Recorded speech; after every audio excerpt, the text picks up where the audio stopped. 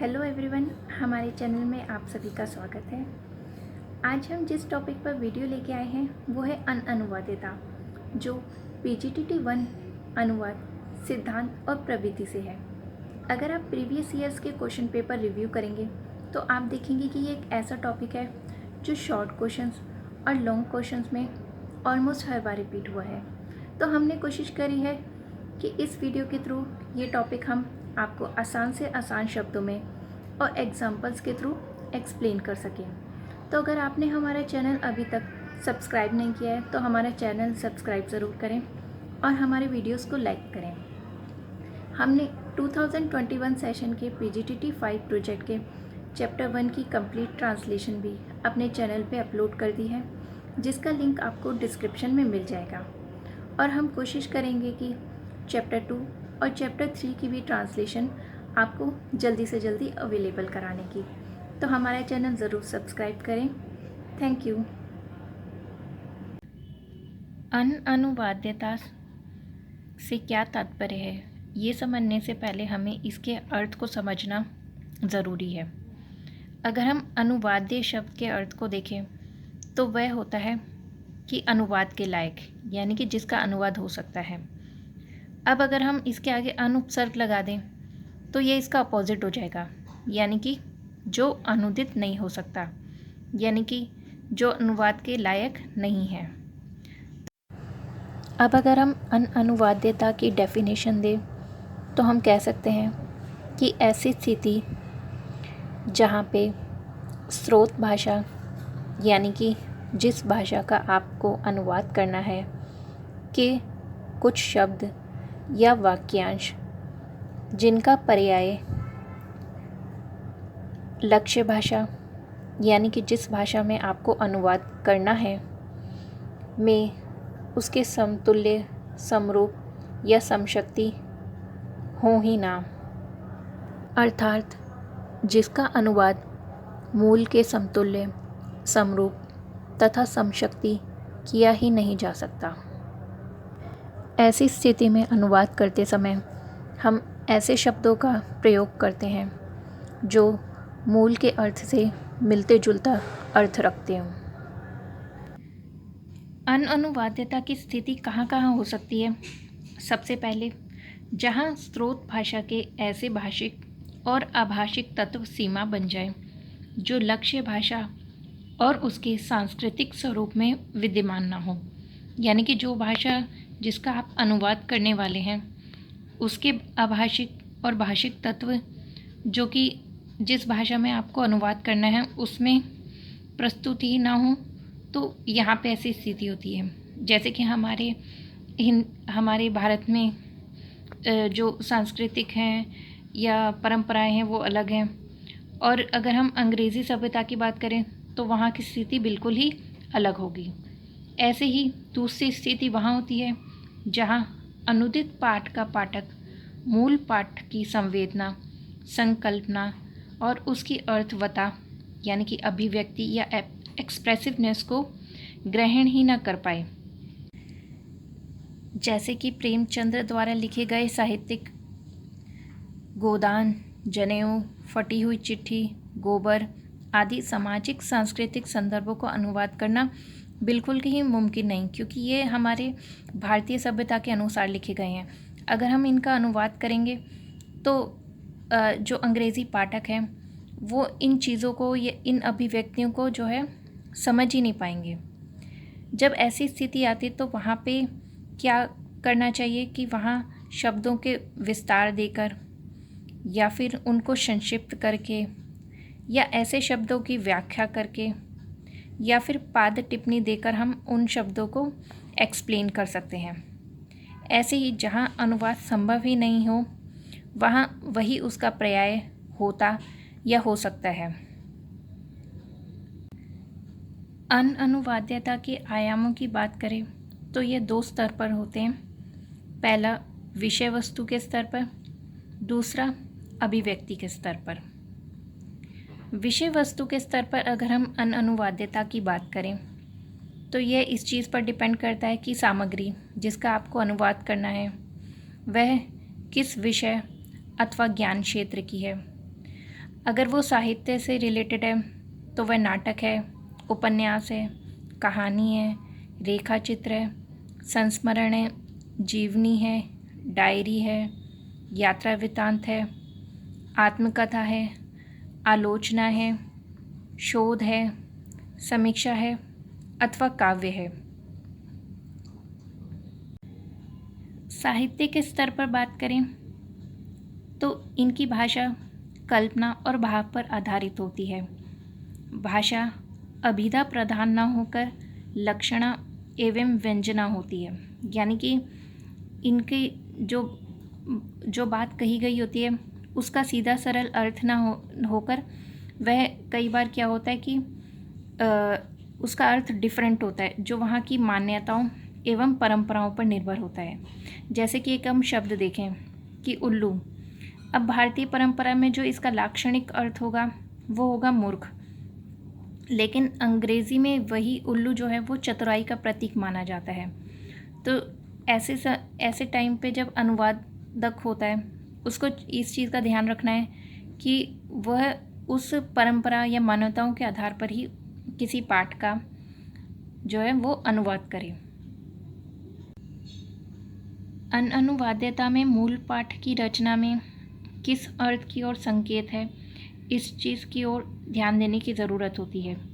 यदि लक्ष्य भाषा में उस शब्द का अर्थ नहीं हो तो ऐसे अर्थ का चयन करना चाहिए जो मूल सामग्री के वास्तविक या समतुल्य अर्थ को प्रतिपादित करे, यानी कि पेश करें। जैसे कि उदाहरण है, अगर हम हिंदी में देखें तो हम कहेंगे कि लड़की एकदम गाय है, जिसका जो लाक्षणिक अर्थ होता है वो होता है कि सीधी सादी या भोली। तो जब अनुवादक ऐसे वाक्यों का अनुवाद करता है तो उसे यही चीज़ की ध्यान रखने की ज़रूरत होती है कि वहाँ पे लाक्षणिक अर्थ जो है वो किस ओर संकेत कर रहा है।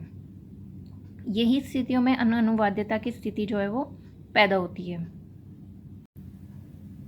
अब साहित्य में काव्य की बात करें तो काव्य में अलंकारिक भाषा होती है, बिंब विधान होते हैं यानी कि इमेजरी होती है, कल्पना होती है, रस योजना, मधुरता, लय होती है। अलंकार जैसे कि उपमा, जिनमें कि हम उपमा अलंकार होता है जिसमें हम किसी चीज़ की तुलना करते हैं, वह कई बार सामाजिक संदर्भों पर आधारित होते हैं, यानी कि बेस्ड होते हैं। उदाहरण के लिए देखें तो हिंदी में चरणों की कोमलता के लिए जब हम उपमा देंगे तो वहाँ पे कमल शब्द का प्रयोग होता है, लेकिन ज़रूरी नहीं है कि जिस भाषा में आप अनुवाद कर रहे हैं वहाँ पे भी कमल शब्द का ही प्रयोग किया जाता हो। फिर काव्य में छंद योजना को देखें तो प्रत्येक भाषा की छंद योजना अलग होती है। हिंदी में यह छंद योजना मात्राओं और वर्णों पर आश्रित होती है, जबकि अंग्रेज़ी भाषा में यह दोनों पर आश्रित होती है। किंतु सांगीतिक आधार भिन्न होने से मूल का यथावत रूपांतरण नहीं हो पाता है, यानी कि राइमिंग जो योजना होती है वो डिफरेंट हो सकती है। स्रोत एवं लक्ष्य भाषा में ध्वनि साम्य को बनाए रखने में भी अनुवादक की कुछ सीमाएं होती हैं, यानी कि जिस भाषा में वो अनुवाद कर रहा है उसकी शैली के अनुरूप ही जो है वो अनुवादक को उसका अनुवाद या रचना करनी पड़ सकती है।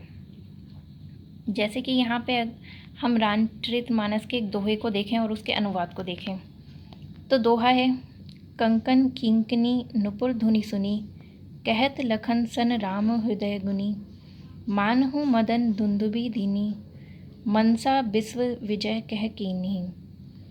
इसका जो अनुवाद इंग्लिश में एटकिंस ने किया है वह है, at the sound of the tinkling of anklet in Bengal, said Rama to Lakshman as thoughts began to mingle. I hear sounds that seem it's the love God who comes with word conquering symbols and beating of dreams. तो यहाँ पे अगर हम जो rhyming scheme देखें तो वह सुनी गुनी दीनी कीनी है, लेकिन जब अनुवाद है तो ज़रूरी नहीं कि वह सेम ही रहे। यहाँ पे बैंगल और मिंगल है और कम्स और ड्रीम्स है, तो यही डिफरेंस जो है वो आ जाता है अनुवाद्यता में। अगर हम कहें कि जिस भाषा का अनुवाद किया जा रहा है, ज़रूरी नहीं है कि जब उसका अनुवाद हो तो वह सेम ही रहे, वह उस भाषा की शैली के अनुरूप जो है वो बदल जाता है। इसी प्रकार अनुवादक को किसी काव्य का अनुवाद करते समय मूल भाषा के दार्शनिक सांस्कृतिक संदर्भों का ध्यान भी रखना ज़रूरी होता है। कई बार अगर उनका ज्ञान ना हो तो अनुवाद करने में उस अर्थ का अनर्थ हो सकता है। जैसे कि यहाँ पे कामायनी जो कि जयशंकर प्रसाद ने लिखी थी, उसका अनुवाद है। अगर हम कामायनी की जो लाइनें देखें तो वह है, नीचे जल था ऊपर हिम था, एक तरल था एक सघन था, एक तत्व की ही प्रधानता, कहे उसे जड़ या चेतन। जिसका अनुवाद इंग्लिश में किया गया है, below him was water, snow above, liquid the one, the other solid was, one element unknown, dominion held, call it inanimate और एनिमेट। तो जब हम हिंदी में बात करें तो जयशंकर प्रसाद ने जो मूल भाषा में जड़ और चेतन का अर्थ दिया है वह है जगत और चित्ती, यानी कि मैटर जो कि हम मैटेरियलिस्टिक वर्ड की बात करते हैं, और चित्ती यानी कि हमारी स्पिरिट या कॉन्शियसनेस। जबकि जब अनुवाद किया गया है तो यहाँ पे जड़ और चेतन का अर्थ जो है इनएनिमेट और एनिमेट कर दिया गया, यानी कि निर्जीव और सजीव। तो यहाँ पे बिल्कुल जो मीनिंग था वो बिल्कुल ही अलग हो गया।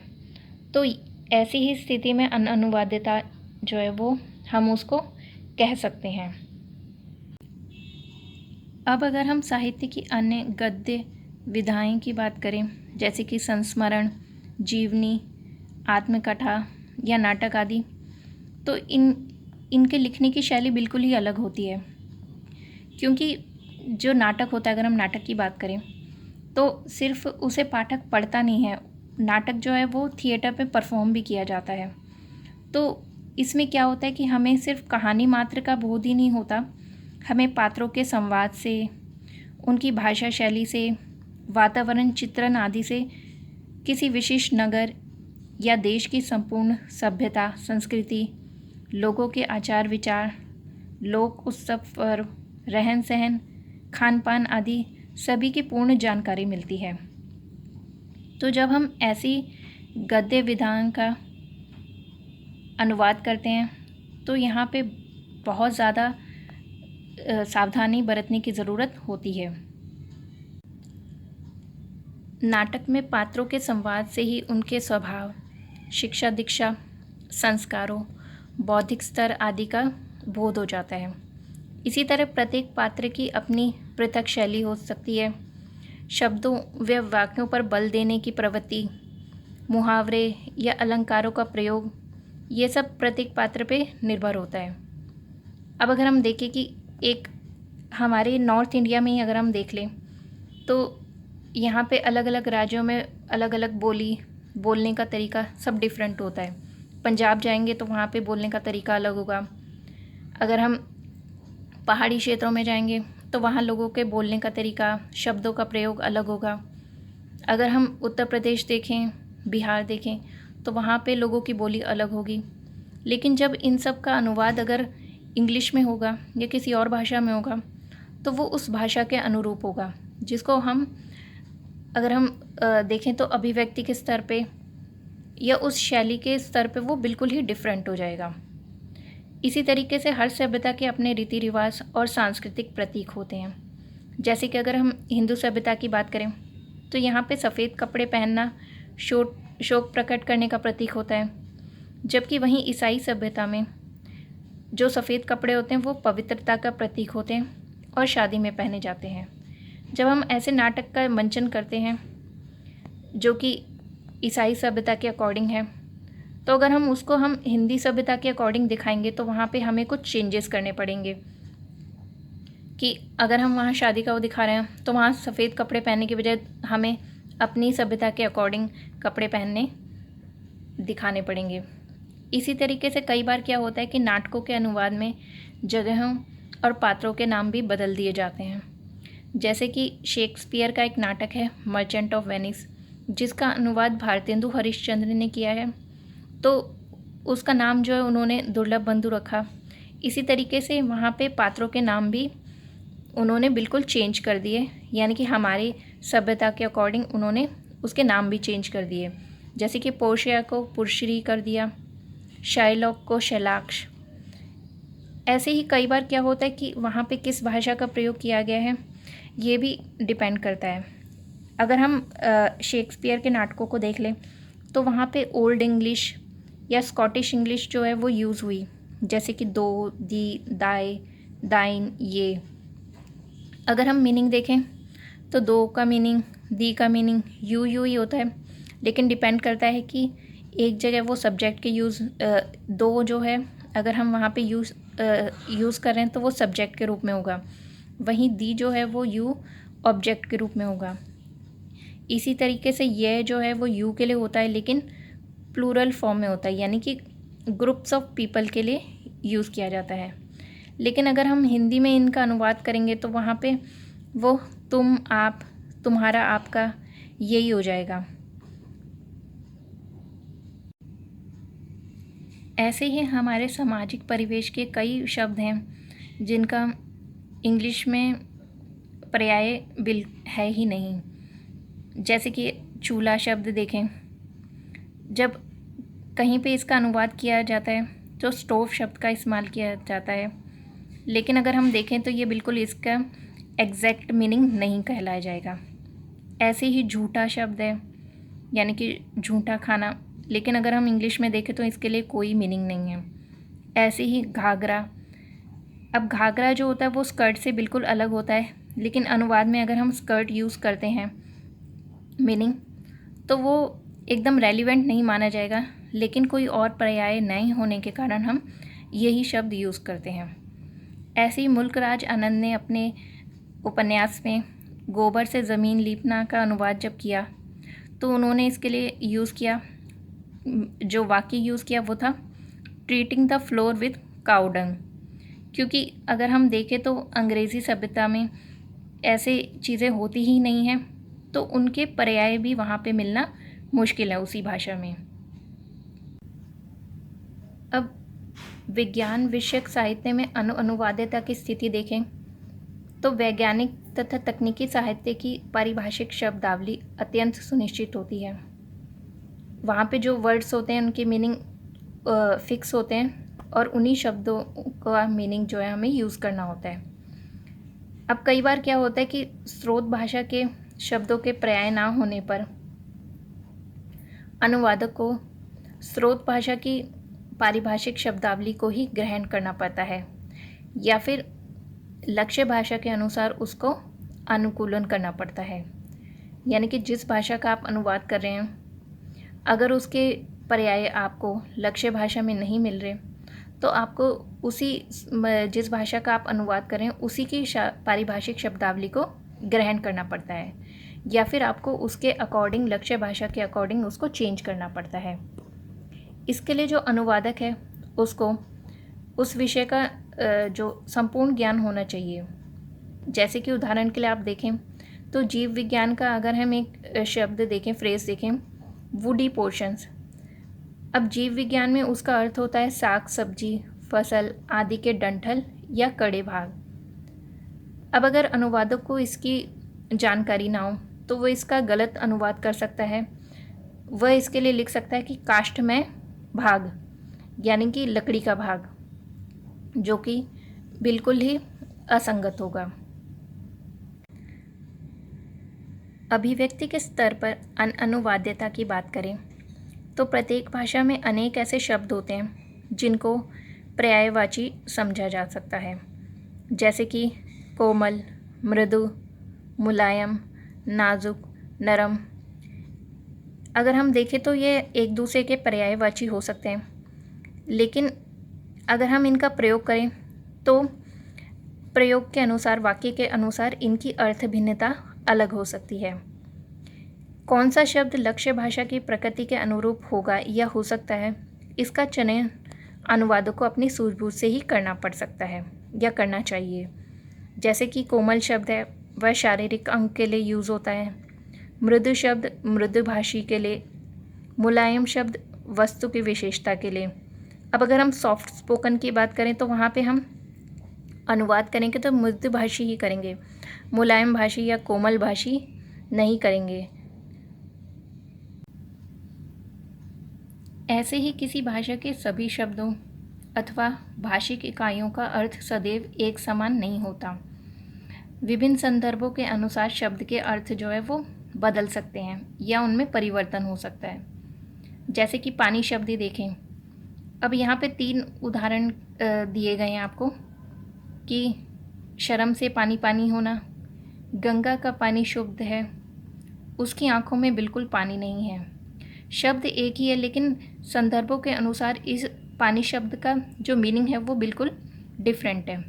जैसे पहले हम वाक्य देखें कि शर्म से पानी पानी होना यानी कि टू फील डीपली अशेम्ड, यानी कि शर्म जो है वो फील करना।